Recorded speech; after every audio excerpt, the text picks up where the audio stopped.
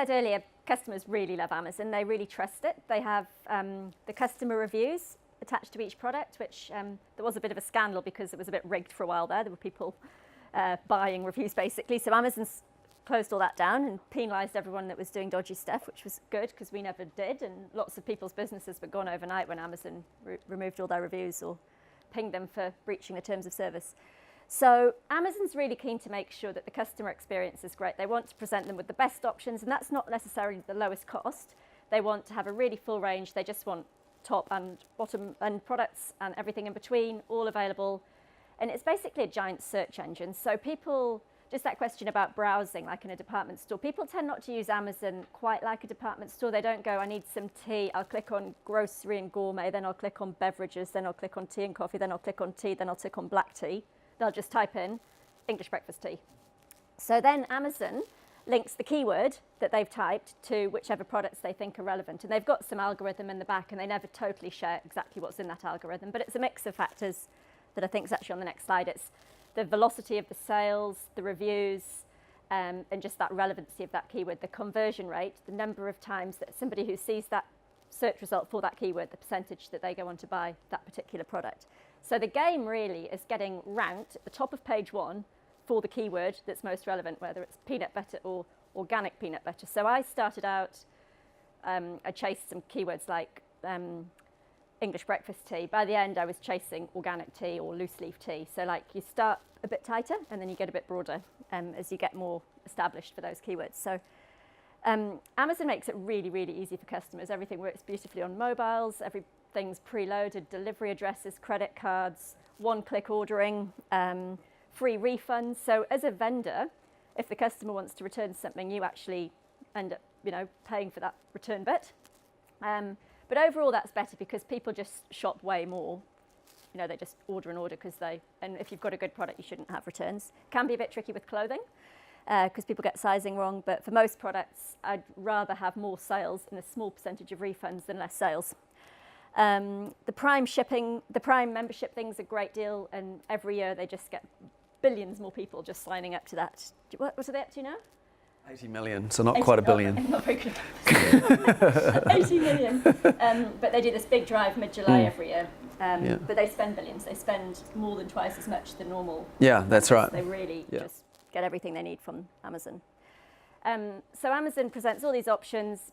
People can put sponsored ads, so you can pay for sidebar or top banner advertising to present your product right at the top of that screen of search results. But customers just really trust Amazon. They trust the shipping, and they know that they've got these really good policies and refunds in place to protect them. So if you were an Amazon customer looking to buy some honey, for example, people would just type into that search field Manuka, and then Amazon starts to suggest which words they might be looking for, trying to help populate it and make it more helpful for them.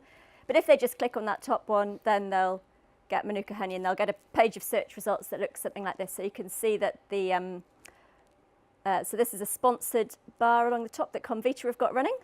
And then there's some other brands advertising down the side. One of these is actually a company we help. So most of those sales, like 86% of those sales for that search term Manuka honey would be from page one. There'll be about 20 different products turn up on that first page. So you want to really be in the top 20, but higher up is better. Yeah, and you can see there's a real range in price. Like these are not budgets, and those stars there are just the review. And then there's like a truncated version of the title, which looks a bit different on a cell phone. And then the actual listing, when you load up your product, you've got Sorry, that previous page, is that an organic listing, like those 20? Well, those ones they're sponsored. Just below that is into the organic search. Yeah, so they go ads, organic, and then they'll have ads down the side as well. Yeah. Yes? By sponsored, do you mean the company's paid to get to the top of the page? Yeah, so they'll decide for which keywords, how many cents or dollars they're willing to pay Amazon to have that advert show with the hope of winning that sale. So they'll know what the cost per click is, and then they'll know the conversion rate, like what percentage of people who see this ad go on to buy it, and then they know the margin that they make per sale. So they kind of just do the maths and work out what's it worth bidding up to win that sale. And maybe if they're not on page one but on page two, you'd even run into the negative a little bit with really aggressive advertising to get onto page one, because that's where you start to get the organic sales. So there's a bit of strategy around how you run your Amazon ads. Well, some guessing, but there's actually some really good research tools, and there's a way to find out which keywords are relevant for your product. But then once you start to advertise on Amazon, you get these amazing reports, this incredible data, like people search for this, you find which search terms people use that did buy your product, you find people that bought this product also bought that product. It also helps give you ideas for new products or see what your competitors are selling as well. So lots and lots of data to play around with those ads. But really the game with the ads is to just get the organic ranking happening, so you're on page one without having to pay for each person to see your listing. You're optimized for the search engine side of things. So the format for the listings is pretty simple and pretty clean. You need to have a great high resolution image. You're not allowed lots of props or lifestyle stuff in that main thumbnail image. But they do let you load up another 8 images behind that showing the nutritional panels, and some of that's compulsory, and then you can show off some of the features and benefits of your product. And then a nice short snappy title in which you would put lots of your keywords in. And then you can have variations, different pack sizes or different flavours or different sizes. And then this one does ship to New Zealand, but there's also a thing called subscribe and save. So for my tea, people could save 15%, and the default would be that when people would click on my tea, they would save 5%. Yeah, save 5%, and then it would auto ship every month from then on. So that was pretty nice, just to get continuity for a consumable product. So that was the default on that setting. So just on the listings as well, underneath the photo is the description. So you get 5 bullets to have the description of the 5 key benefits of that product, and then lower down there is more. But you kind of want, if you can get people to buy based on the title and even the images, that they look at the photos and almost is like a storyboard to a degree, that where it tells a story and they go, I like the look of that. And if they might read a few of the bullets, and then you want them to buy, because if they scroll lower, then they get into Amazon to a degree doesn't care about who buys from them, who they buy the product from, as long as they buy.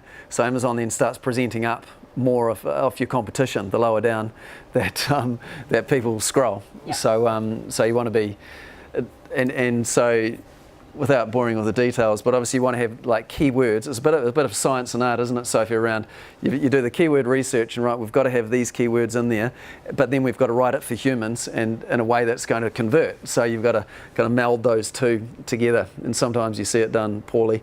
And but that's the trick. Like having a great product is one thing, but then a really high quality listing is really important. Having those two things is almost the 80-20 on Amazon. And then you've obviously got the promotion to get the launch going. Like back earlier there with the ads, like early on you're going to be a bit more aggressive in your ad bidding to start turning up on page one of the search, even if it's just as an ad. And within kind of 4-6 weeks you can make your way to page one, and you might dial back your ad spend to be more in line. But that's the kind of the science and the art of it. Yeah. Anyway. Some products that have failed, which you've spent money on and then gone, Never. No, we're perfect. There's 500 full marks. No, which ones did we ditch? I ordered a container load of 2-ply toilet roll for motorhomes and yachts once. It was a lot of toilet rolls. And they sold like mad. And then they were actually in a business that I sold, and when I shipped them out and tried to relaunch them, couldn't get them going like they had on that first launch. Which other ones were a bit nasty? I've had a couple of funny ones, like, and this is again another thing pointing away from China. Like I was looking at these barbecue skewers, and I was like, there's not many being sold. This is brilliant. Order them, but they're heavy, so they need to go by sea. And then like kind of 3 months later, they turn up. And it's like, right, let's just have a look at this competition again to see what they're doing. It's like, oh my God, there's so much competition. It's like, and it had just like gone from being 3 or 4 companies to like 60.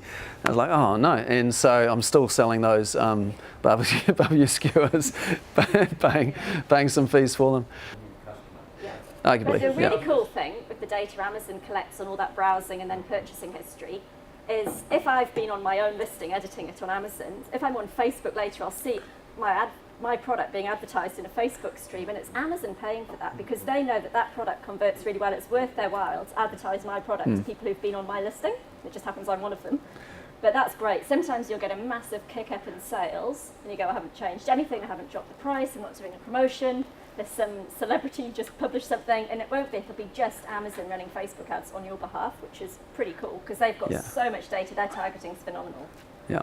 So they pick you up once they realise you're making some sales. Yeah. They kind of cruise through and look at everybody's making a reasonable number of sales and then go, oh, yeah, this is a good product, we can promote it further. Yeah, and they often invite you into a thing called lightning deals. So my first Q4, when I still had a day job, I had 88 of these special promotions. I did like $250,000 in 2 weeks, US. Pretty good. They were just like promoting my product on page one. It's 20% off lightning deals. So you got to have some margin to play with, but it still gives you that velocity which helps your ranking, and then the next day, and ongoing, you've got a better ranking going forward. Question just in terms of the vehicle sort of now having a heavy reliance on sponsorship, like a lot of, I'm thinking about traditional media vehicles, when you start seeing that behaviour, I'm just sort of wondering then what becomes the differentiation in the mind of the consumer. Does the role of the testimonials become important in terms of that choice set in the rankings? Or are people really just, is it really just placement? Look, it's an interesting point in terms of testimonials / reviews. Is a key thing. Look, it's kind of interesting. Like, I know as a buyer on Amazon myself, when I do the search, maybe because I'm on there, it does say sponsored. So there is that aspect of show me the organic stuff. It's like on Google. You go into Google and you go, right, that's the ad. What's the one that's organically ranking? High. So that is kind of like how I think or buy. Maybe a little bit cynical on that, but yeah. So yeah. So I think like that'll happen more. So then, in terms of the differentiation there, I think it's if Amazon's serving you up as organic, like that's evidence that you are good, and if that's supported by high ranking reviews and volume off reviews, like even getting over, like that's tens, not many. You want to be. Once you get over 92 or something like that, it starts to, 21's there's 21 and then 90 odd. That makes a difference as well. And look, in the ads though, the ads show you've got a bit of the title. It'll have the number of reviews and stars. It'll have your price in the picture. So you've almost got to be. So you've got to sell kind of on that, and that's where it's important. The picture looks a little bit different. Like this one here has got a nice box next to it, whereas a lot of the others are just a jar. So the image, so it's slightly different to catch the eye. Becomes a game of getting attention first to have people click in. But the Amazon ads are such high buyer intent. That traffic isn't people browsing on Google just to learn something. They're not on Facebook for fun to be entertained. When they're on there and they're on that page, they're one click away from buying. So it's not like average traffic. It's like always a really, really good investment. Like, I advertise pretty aggressively. Yeah. I mean, give you an idea, like per click, the bid, I mean, like it'll be, say for that's a $50 product ballpark, but its aggressive bid is around $1.50 to $1.80. And but the conversion rate is like 1 in 5 is going to buy out of that. So, but you can dial back your bids and the metrics are really clear for making it a profitable investment. You can do different things, like you could have these different pack sizes or variations of the product, and you can sort of stack them all into one listing like this one. This one's got the variations here for different prices, for the different sizes. And so all those reviews and the sales velocity all kind of compounds, and that one listing should do really well with everything in one place. But then another theory is that you'd separate them all out, and when somebody searches Manuka honey, on that page of search results, you've got 3 different listings, like you've just spread more of the real estate with your brand all over it. And there's maybe a bit of a credibility thing there. If they see the same thing 3 times, like, oh, well, that's clearly the one to get. So you just have to test a lot of that stuff.